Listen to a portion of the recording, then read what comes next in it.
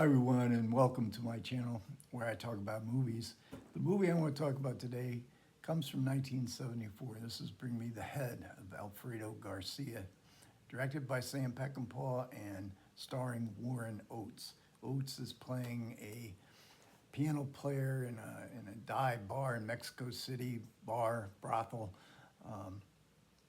and he's confronted by two gringos in suits, played by Gig Young and Robert Webber, who are searching for Alfredo Garcia. They know that Benny, Warren Oates' character, has been a friend of Alfredo, and and Benny learns there's a reward for this information, and they're searching for Alfredo.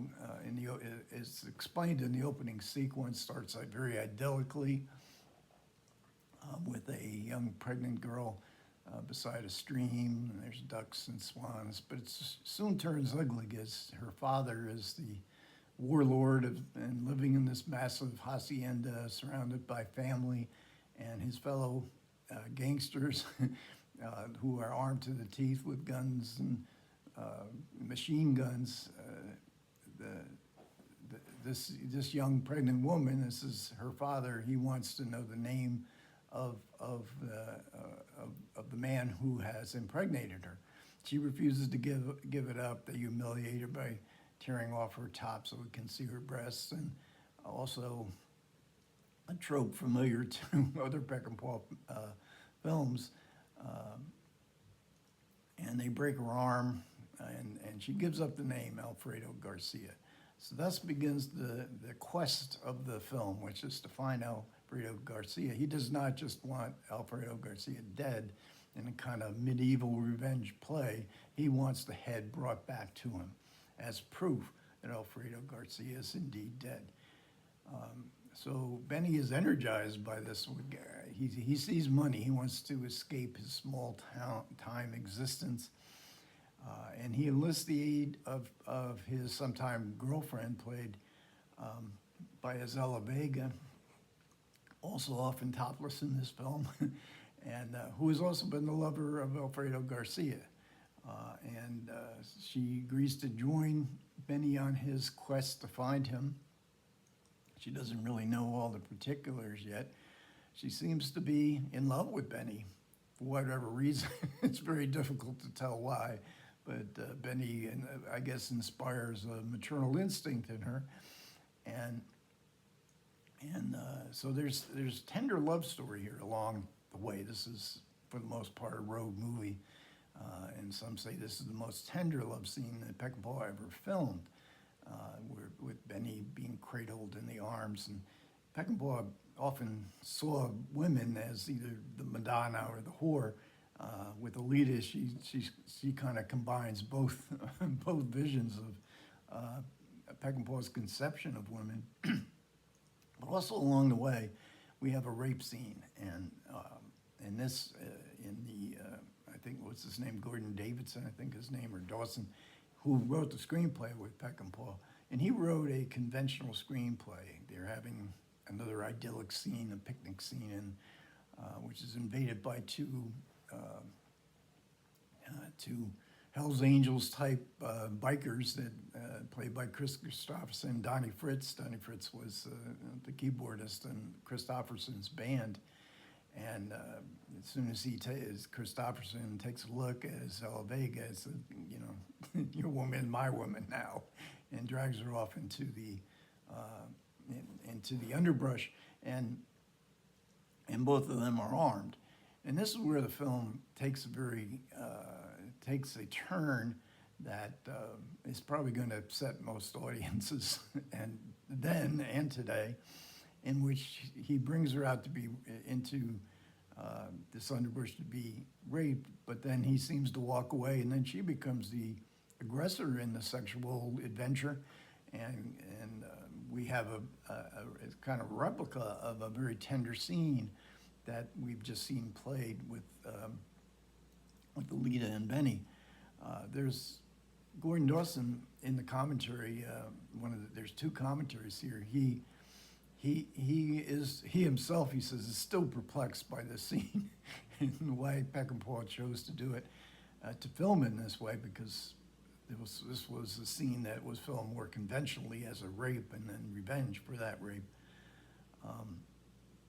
And it does harken back to Peckinpah's earlier film Straw Dogs, where Susan George is being raped by two men, sodomized by one, and Peckinpah wants the audience to see that Susan George, the woman being raped, is enjoying it, which upset audiences back in I think it was 1971, 72.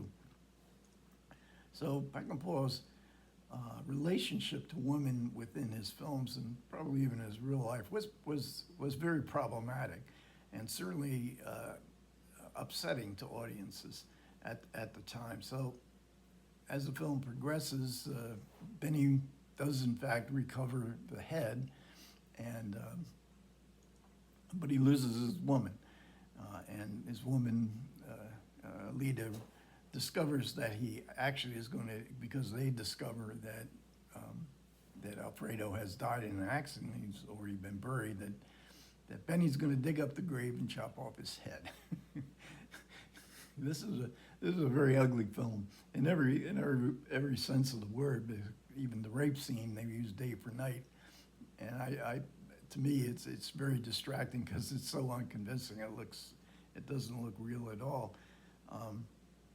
And the film is photographed in the most lurid and sordid areas. It's only about a mile out of Mexico City, but Peckinpah, who loved at the time, loved Mexico, he wanted to show this other side of great poverty and just the grimness of life. But we don't really, we have a one shootout in the first 2/3 of the film that seemed to move very slowly. There's a slackness to Peckinpah's direction here. He was drunk all the time, according to Gordon Dawson. But this was a film that he really believed in. He did not have any studio interference. He often said, if you want to know me, watch Alfredo Garcia, because it's exactly the film as made is the film that I intended. But then we do get in the last third of the film, we get the Peckinpah shootouts. I think there's 3 of them. I find them rather perfunctory, almost self-parody. But I will say the last third of the film, certainly the forward motion of the film begins to pick up as Benny becomes increasingly deranged. He has the head with him, although he loses it for a while, and he places it on the front seat with him, where it draws flies with him, and you would think maybe putting it in the trunk, and then he begins a conversation, almost buddy road movies going on here. And again, Benny is being portrayed as he is going crazy. He has lost all sense of his humanity. So we do get the shootouts, some in slow motion, not a whole lot here in slow motion, in which Benny reveals himself to be an expert marksman. He never misses. Everybody, all his antagonists, and he's outnumbered in all these shootouts, they never hit him. And it's almost as if he's like a ghost-like character, and perhaps that's what Peckinpah intends us to see him as. In losing his humanity, he's no longer human. He's become like a ghostly figure of retribution, of revenge. And I have to mention Emilio Fernandez, who plays the father of the pregnant woman, the warlord that has sent out the decree to bring me the head of Alfredo Garcia, played by Emilio Fernandez, who is also Mapache in the Wild Bunch. He is evil. He portrays evil in as vivid a way as you can possibly say. Doesn't even seem human himself, especially towards his daughter, who reciprocates when his life is in danger. He seems to be about to be shot, and his daughter And the best two words in the film says kill him. Um, so the actors here, Warren Oates getting, a lead performance. He had played a lead performance. I think he was the leading cockfighter. I've never seen that in the same year. Tulane Blacktop played the lead in Dillinger. Um, is he up for the part? He is highly praised in both of these commentaries and many of the admirers of this film. But I think the reception that the film received from audiences and previews, I think the first preview, there was only 10 people left in the audience, and all the cards said, horrible movie, terrible movie. I remember when I saw it, there were lots of walkouts. I mean, this is a very ugly looking film, and a very ugly depiction of humanity. That's highly disturbing. And one of the aspects as far as the audience not catching on to the movie is really in Warren Oates' performance. Now, he's playing Peckinpah here. He's playing the sunglasses. It was written, Gordon Dawson says it was written for Warren Oates and for Warren Oates to play the Peckinpah character. But it's hard, I think, for audiences to identify with Oates. He was a supporting actor throughout the 50s and the 60s, and quite popular. He made his mark, but as a leading man, he didn't really have that kind of audience identification as, say, Lee Marvin and Charles Bronson, who were fellow supporting actors through that same period, who had come, to become A-list stars. But Oates didn't really have that, and so when we watch him, he's such a despicable character. There's really nothing much to hang on to him. As I said before, it's hard to understand what Alita, the Zella Vega character, could possibly see in him, except for, she wants this maternal instinct to try to save a very troubled man. And the reception and the rest of the actors, we have Gig Gelling and Robert Webber, kind of coming out of the woodwork. There's really not too many other character actors. Well, there's some character actors you might identify. We wouldn't know them by name. But the reception, as I say, was very bad. The reception from the critics was very bad. Only Roger Ebert championed the film. He gave it 4 stars. Pauline Kael, who had great interest in Peckinpah's career, she was the highbrow. She sort of brought Peckinpah into the purview of the highbrow. Peckinpah would joke that if you want to know what my films are about, what my vision is, consult the reviews that Pauline Kael wrote about them. And she befriended Peckinpah, but she thought this film was a disaster and that Peckinpah was going off into areas that, it was so undisciplined. Peckinpah was not a disciplined actor. Gordon Dawson also says that, he was never prepared for the day and they never knew what he wanted to do. And he had worked with other Hollywood directors that could be also pretty cantankerous, but they were very disciplined. They always knew what they were doing. So Peckinpah would attract people with his charisma. It's hard for me to see what that charisma might be, but he alienated a lot of people, and he was using a Mexican crew for this. He had filmed The Wild Bunch in Mexico. He loved Mexico. The machismo, the crew, Peckinpah was seen as a great machismo director. But he was so cruel and undisciplined that they couldn't stand him at the end. And Peckinpah would alienate even Gordon Dawson. This was the end of their relationship. They had been friends, and he had worked with Peckinpah on several films. But at the end, as they were filming the last scene of the movie was the last scene they filmed. And Peckinpah said, "I got a woman waiting for me somewhere else in Mexico. I'm getting on a plane tonight. You can film the final sequence," which follows the shootout with Emilio Fernandez and his gang. So there's a sense that Peckinpah was kind of checking out of movies altogether. After this film, He made several more films, none of which I'm going to talk about. I talked about 8 Peckinpah films, and I think that pretty much does it for me, because the films that follow are just too sad to watch. Is his talent? You see his talent diluted, both from alcohol and from his cocaine habit, which started on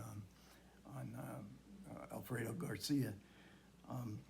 And then I haven't talked about Deadly Companions and also Major Dundee as well. Now, as the years go by, Peckinpah fans have indeed championed this film as one of Peckinpah's masterpieces. Even the more highbrow critics, David Thompson, thinks it's a masterpiece. And Roger Ebert re-reviewed it and still gave it 4 stars. And then there's the book that does give me pause, Savage Cinema, Sam Peckinpah and the Rise of Ultra-Violent Movies. I reread the sections on Bring Me the Head of Alfredo Garcia, and Stephen Prince highly praises as one of his most personal statements, perhaps his most personal statement. But I find the movie is just too ugly, I think, for me. I've now seen. I think it is interesting. The final third of the film, I think, is pretty interesting, because it becomes sort of a dark comedy, an absurdist comedy, as Benny converses with the severed head and with the people he meets along the way. He's obviously gone bonkers, and the film has curiously attractive. And then we also get the shootouts, which Peckinpah is most famous for, and I would think most Peckinpah, or at least many Peckinpah fans, are going to his movies to see, more shootouts. So and also I think you can see this film as sort of Peckinpah's cry of anguish from Peckinpah, from his own private hell. I mean, he was going through a private hell of self-destruction of humongous terms, especially in relationship to the talent that he had. And there's no doubt that Peckinpah had considerable talent. So of the 8 films I've seen, the ones I'm most fond of I'm very much a contrarian in all my movie viewing. I'm really most fond of Ride the High Country with Joel McCrea and Randolph Scott, in which the nostalgia of, that runs through Peckinpah. Things were always better in the olden days. Everything's coming apart now in this new world. It's effective there because we also get Joel McCrea and Randolph Scott being big Western stars in the movies, and so it has an extra charge of that kind of nostalgia, made in around 1960 or so, and the Western still had a few years to go of vitality before they kind of faded out as a major genre. And I'm fond of that one. I'm fond of the Ballad of Cable Hogue, which Peckinpah often cites as his favorite film. I think Straw Dogs is one of his best-made films. In that film, I mentioned the rape scene. In that film, Susan George really is, when I think back on Straw Dogs, I always think of Susan George. Now, she does have a shot where she does bare her breast in Peckinpah manner, his mode of presenting women. But I find her really memorable in this film as she tries to deal with the craziness of the machismo around her from the village that her and her husband returned to the village where she was brought up, and the former boyfriend is there, and then comparing this machismo of the characters who live there with her intellectual husband, played by Dustin Hoffman. Her ordeal is quite memorable. And plus, Peckinpah must have been off the booze here, because this film Straw Dogs is so tightly made and edited. really is the work of a very talented director.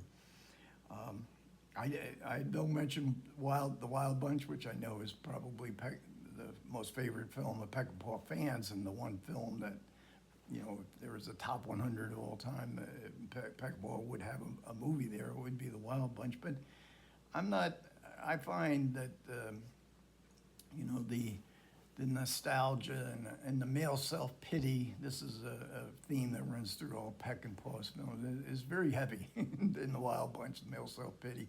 And I'm not as impressed as most people are by the slow motion, squib popping ballet-like shootouts. They never had much effect. I just find them odd. And I know that there, you know, Stephen Prince will go in pages describing the great meaning of all these balletic, violent scenes that Peckinpah, you know, presents to an audience. Even Stephen Prince can't convince me of the deep meanings that he finds in them. So, anyways, I did enjoy this 8 movies. I might try to do this with other directors, try to see their major films and the films that maybe have been overlooked in the future. Okay, thanks a lot for everybody who managed to listen. I do appreciate it. Comments are welcome. Take care.